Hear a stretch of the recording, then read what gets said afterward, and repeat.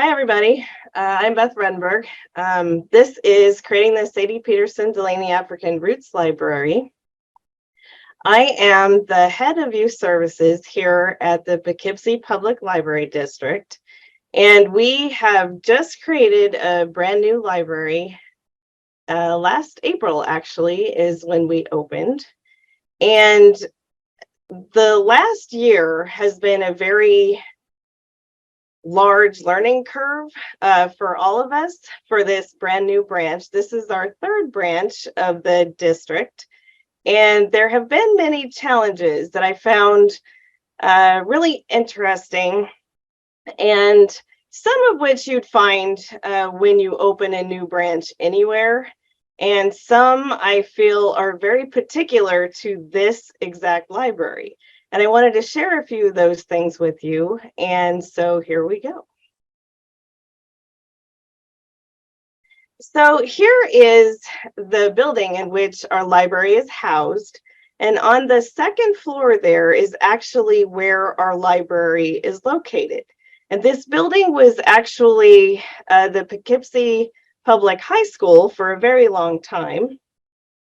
In the aftermath of the high school, it was actually a Catholic school before it became what it is now. And this building is actually called the Family Partnership Center. And here in a little bit, I'm going to explain all of the different partners that we have inside this building. So just so you get a little bit of the logistics, we are one of many partners that are all housed in this same building, which has been a really great opportunity and has also caused a lot of challenges. So let me tell you a little bit about the library itself. So it has a really long name, and I'd like to kind of explain it because it really doesn't go with any of our other libraries, because we have Adrian's, we have Boardman, and then here we have Sadie Peterson Delaney African Roots Library. So the reason for that is that Sadie Peterson Delaney was actually she grew up in Poughkeepsie, and she became a librarian. She moved to Alabama. She did a lot with the Veterans Administration Hospital and did some things with bibliotherapy. So if you've ever used bibliotherapy or know somebody who has, you can probably thank Sadie Peterson for doing some of that work for you. And so her name is synonymous with the Delaney sisters here in Poughkeepsie. She really did quite a bit of work here in our town, and so we wanted to make sure that she was commemorated. And so we kept the Sadie Peterson Delaney library name. Before we took it over as a public library, it actually was its own little lending library. I don't think it was utilized as well as it could have been throughout the town and the city. I don't think a lot of people knew about it. When the first time I went in, it was basically a set of a lot of dusty old books with graham crackers and crayons and whatnot that had sat there for quite a bit. But its original intention was that the library for lending was there because the volunteers who had started it thought that they really couldn't see themselves in the books that they found around in the community. And so they thought to take it upon themselves to be able to create a collection where they could see themselves. And so it was staffed here and there by volunteers and was open every once in a while, and sadly just not really as utilized as it could be. So when we decided to take over the space, I worked with the committee that we now call the Library Action Committee. And we took as many of those books in the original collection as we possibly could that I felt could actually circulate outside of the library. And we put little tags on them so that when you come into the library now, you will know that it was an African Roots book. It has a little pink sticker on there. And we now have some of their books in our collection, as well as a brand new collection surrounding that. And that is to help the community be able to catch some of the roots of what the library was intended to be, and then how we as the public library can help that grow. So that's in essence sort of what we've been trying to accomplish this past year. Okay, next slide. So you can see here, this is a little bit of our space on the inside. It has really, it's a little bit small, but the lighting is absolutely wonderful. And it took quite a bit to be able to get everything together so that I could get the colors to work correctly and really reflect the community and the space. But I'm pretty happy, I think, with how it turned out. So next slide. All right, so let's go back to this idea of what the Family Partnership actually is. So the Family Partnership Center itself is a whole bunch of different nonprofit entities that are all together in this old high school building. And so what is actually in there? So we have the library itself, and I put our URL in there in case specifically to the SPD is what we call it instead of Sadie, Peterson, Delaney African Roots Library. So I put the URL to SPD in case you want to look at some of the things that we're doing specifically at that branch. And we also have Dutchess Community College is actually on the 3rd floor. So we are lucky in being able to collaborate with them with helping promote things like GED classes and ESL classes. And a lot of the professors also collaborate with us, and they bring their kids down to use the library and sign up for cards, and it works pretty nicely. So there's a lot of other kinds of things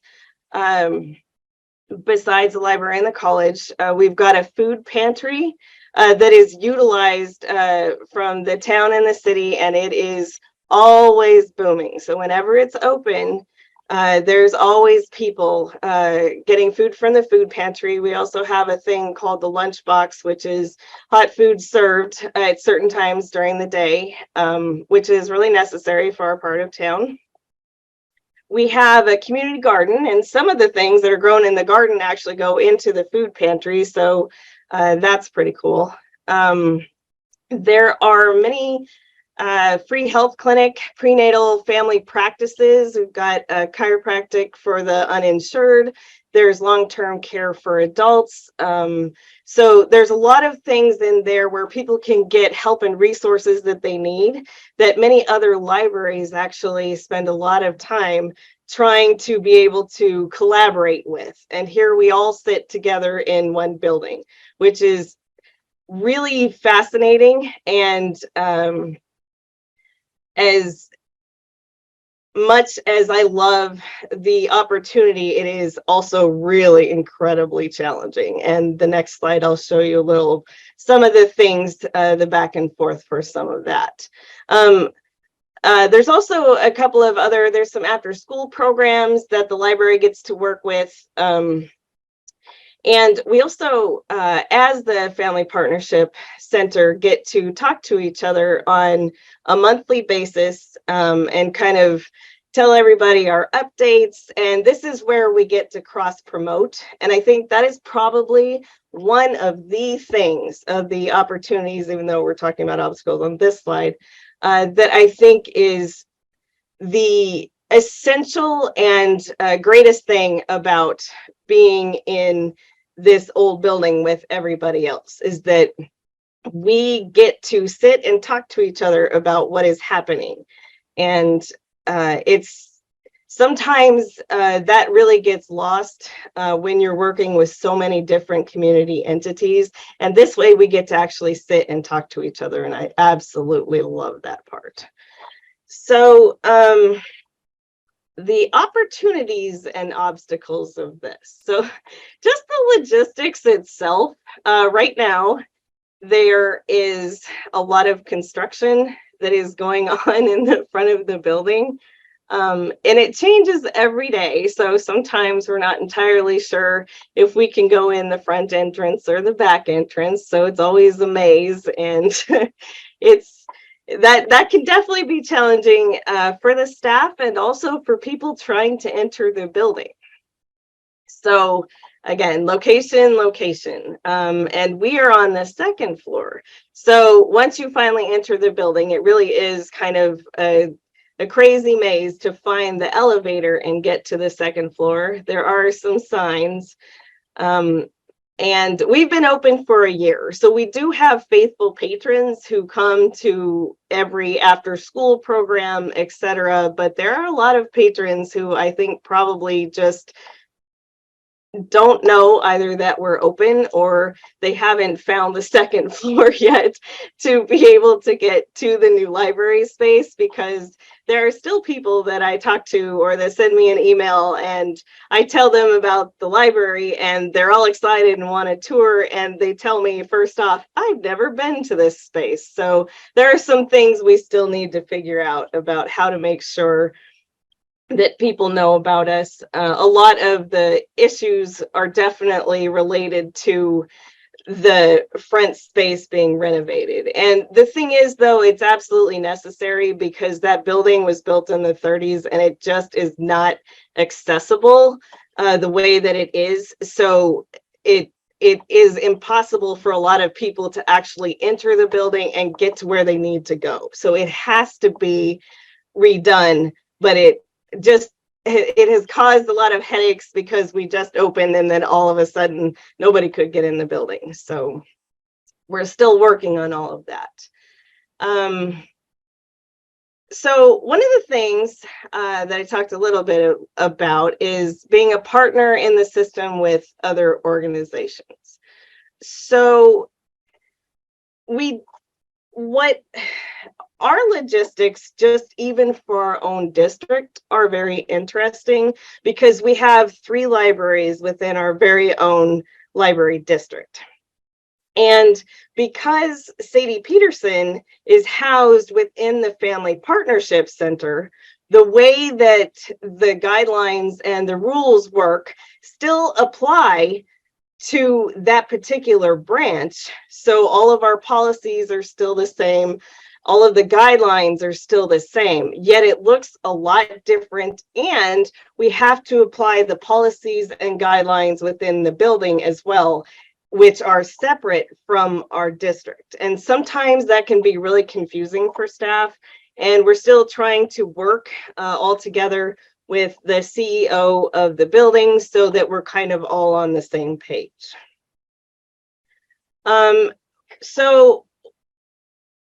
Can we go back one, sir? Thanks. So another couple of things as we've gone through this last year of being open, which was our first day being open was April 9th of last year. So it's roughly been about a year that we've been open.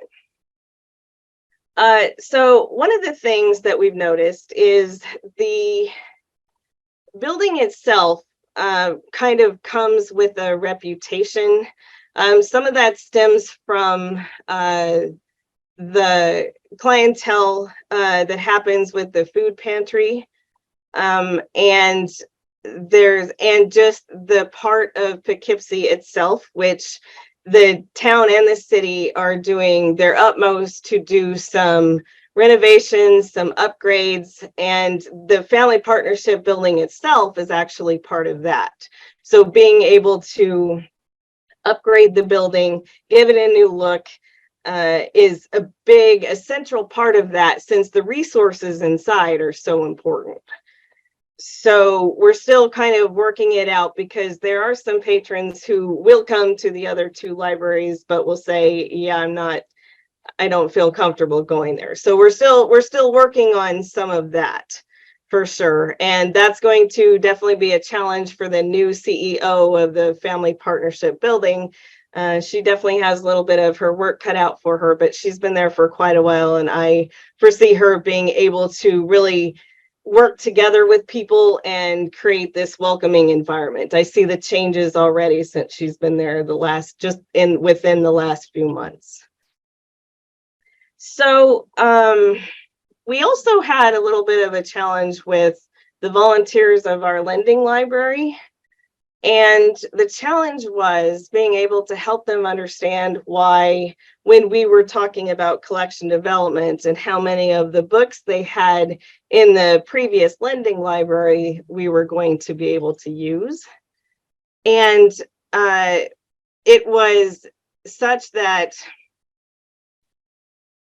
a lot of the volunteers are not librarians, so they're not looking at their collection as collection development. They're seeing every book as a treasured book that's owned basically, by their little circle. And, it would be, akin to having your own library at home, it felt like. And they would not and did not want to let go of some of the books. They wanted every single book they had in there to be able to be lent to the public.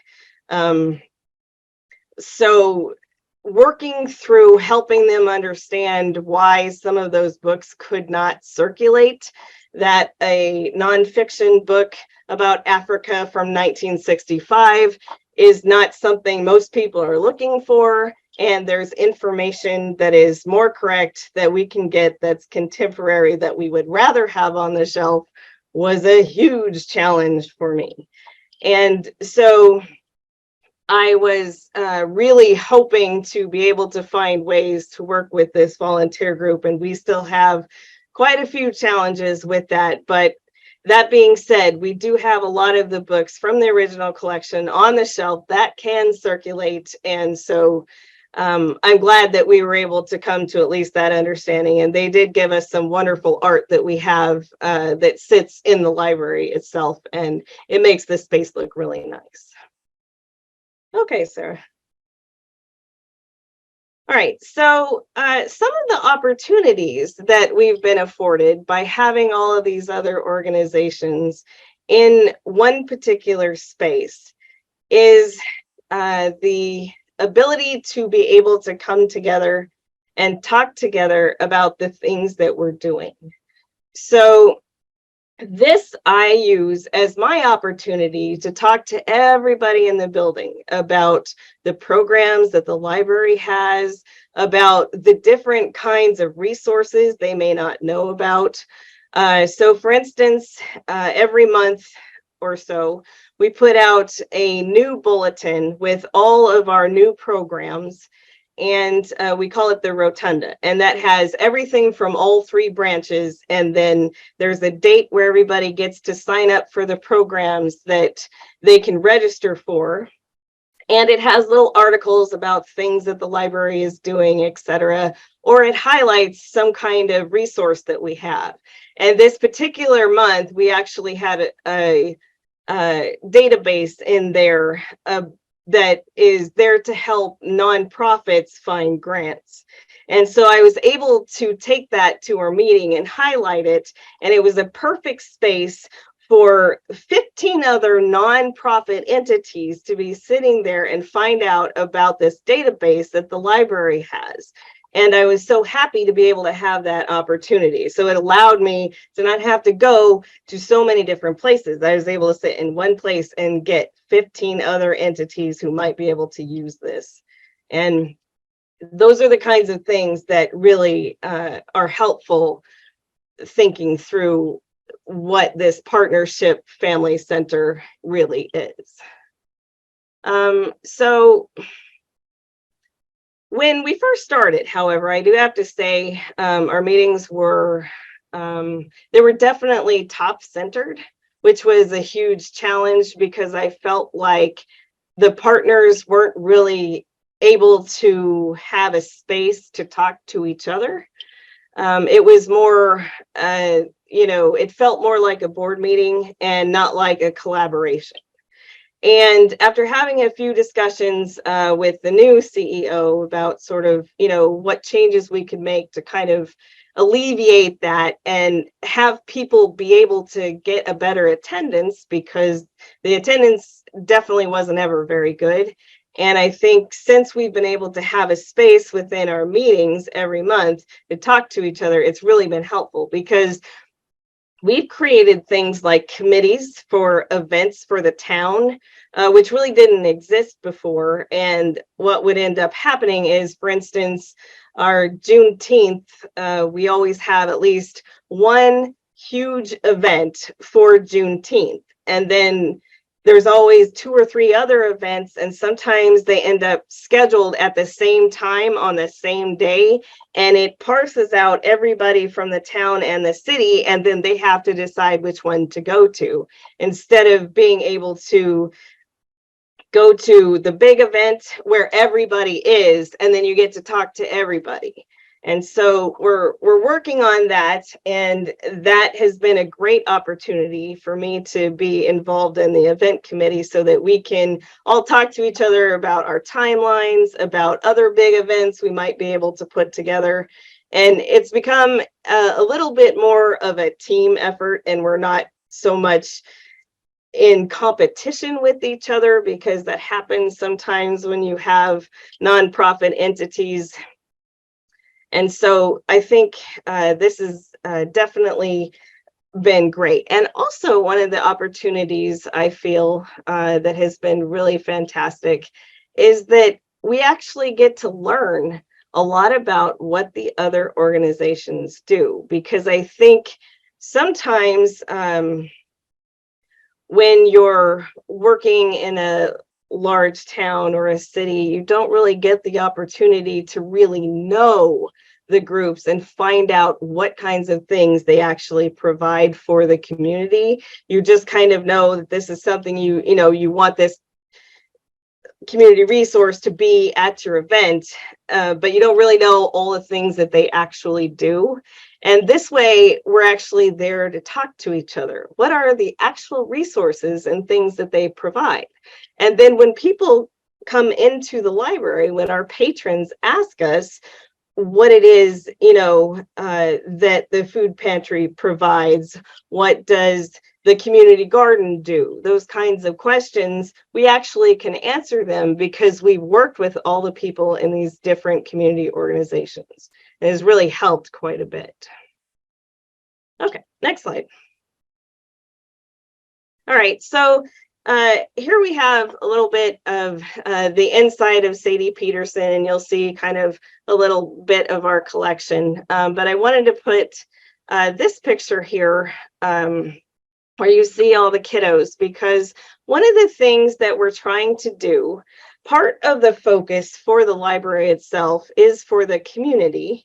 And the community that has been represented as the Sadie Peterson Delaney African Roots Committee has really thought to make sure that the African community that is in that part of the city is represented really well. And so we're trying to make sure that there's always big events that reflect that. And so here we have a picture where we did an African doll workshop.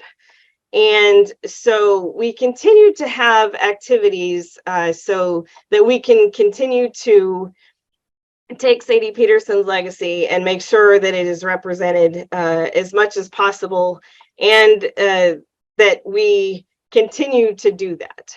One of the things that we found really interesting as we have been working with the community is that more and more we're seeing people who are native Spanish speakers coming into the library to find out resources. And we hadn't really planned on making a large Spanish collection. However, it really has become necessary because we've been asked over and over and over for some more Spanish books, adults and children's. And so that's one thing that we have decided we need to add and really hadn't been thought about because the community is changing a little bit. And so we're doing things like bringing in the Mexican consulate to be able to help people who need paperwork, like IDs and passports and dual citizenship, etc., so that they don't have to go somewhere else and they can come into the library and get the services they need. This is relatively new. And so we're still trying to figure out what that looks like for services provided and how we can make sure that the whole of community gets reflected. So that is still a little bit of a challenge for sure. Okay, next slide. All right, so what happens now? Well, let's see. So what's really interesting is that this building, as far as I know, there aren't really too many libraries that are really in a space like this with other community resource organizations all together in a building. So not only that, but most of the organizations that we work with roughly have the same goals as we do. So they're there to provide as many free resources to the community as possible to the well-being of the community. And so it's really cool to be able to see this. And there are actually a couple of unoccupied spaces currently, which we as the partners get to be able to help vet and decide who are the other organizations that we feel will make the best fit for our entire little community of organizations. So it'll be really interesting to see what happens next in our little library branch. There are a lot of things that we still need to think about. It's only been there for a year. There have been some really big challenges. There have been some really great programming. There's been lots of people come and give support, which is greatly appreciated. And so it'll be interesting to see what happens when the building is all put together and we're able to have a fuller time in which the library can be open, as right now we are part-time. So I'm really looking forward to finding a way for us to get to the point where we're getting enough people in to get the library full-time with the other two branches. So that's the goal, and we'll see what happens. So lastly, I put on here, there is a white paper available in case you're really curious about this. The social return on investment for the Family Partnership Center. And basically, it's just going to give you a breakdown of the resources that are given and the amount of money that goes along with that and the investment on return. So I found it kind of fascinating, and you might. So it's there if you want to take a look at it. And there again is our URL. And if you have any questions at all, there's all my information and you can give me a call. And so thanks for listening. I appreciate it. I'm sorry I couldn't be with you other than virtually, but it was a little crazy around here lately. But I'm really glad I was able to present this to you. And again, if you have any questions, let me know.